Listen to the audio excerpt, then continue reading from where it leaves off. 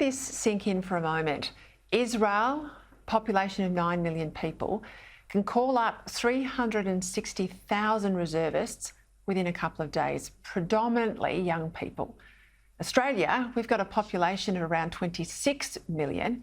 We've only got 30,000 reservists.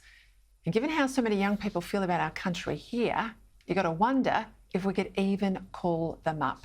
But Israelis not only have joined the call, many are already on the front line against Hamas terrorists. It's extraordinary. Let's bring in my panel, Nick Cater from the Menzies Research Centre and John Roskin from the Institute of Public Affairs.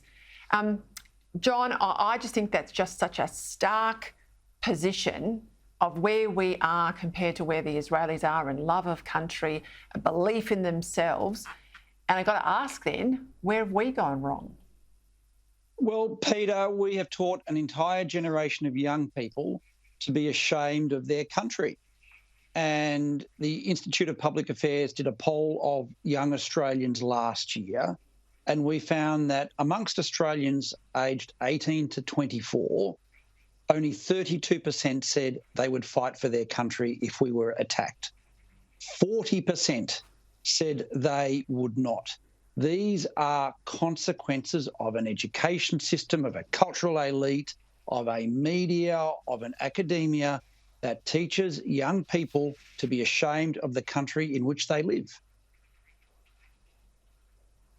And Nick, you know, to all this talk about intergenerational trauma from James Cook and Arthur Phillip well over 2 centuries ago in this whole voice debate, yet the left won't acknowledge the intergenerational trauma that is real for Jewish people around the world. I mean, the Holocaust, I've met Holocaust survivors. I mean, it is in people's lived memory. And then you've got these pro-Hamas radicals. Many of them, they are Australian born and bred who were out there on Monday night at the Opera House. You'd have to be profoundly ignorant of history and of geopolitics and of the situation in Israel for the last 40 years or so in order to come out and support Hamas. And yet we've seen that for large numbers of people and not just people, you know, of Middle Eastern origin, right? So the intelligentsia, once again, Peter, and they've done this frequently, as you know, they picked the wrong side. I mean, they did so. They went with the communists in Russia, a lot of them. They went with Mao Zedong in China. They went with, notoriously, with the Khmer Rouge. Pol Potts Khmer Rouge was backed. You know, you'd get the same protests in favour of Khmer Rouge in university you do now. But the difference, Peter, is that in all those three examples, it was legitimate, arguably, to say you were ignorant of what was really happening on the ground because we didn't know what was happening inside Cambodia or during those times. But the thing is, now there is no excuse. They've seen it on their iPhones. They've seen the horrifying pictures coming out of violence towards women and children and terrorism. They've seen the body bags. How they could now stand up and say we're with the bad guys, it just beats me. It really does. Let's go to that poll out from Resolve in Victoria. Now, this is fascinating, John. A support for the Liberal leader, John Pesutto, as preferred Premier, fallen 13% since the departure of Daniel Andrews. Now, a lot of people have thought, once Andrews goes, geez, we're back in the game, Liberals will jump to the front.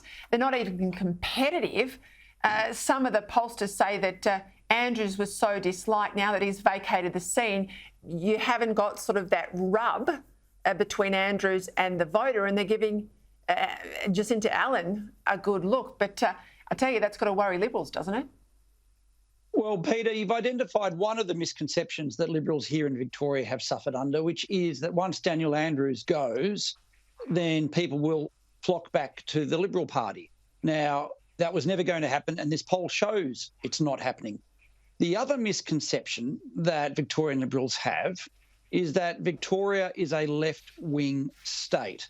I have never accepted this. It's an excuse for continued Liberal failure.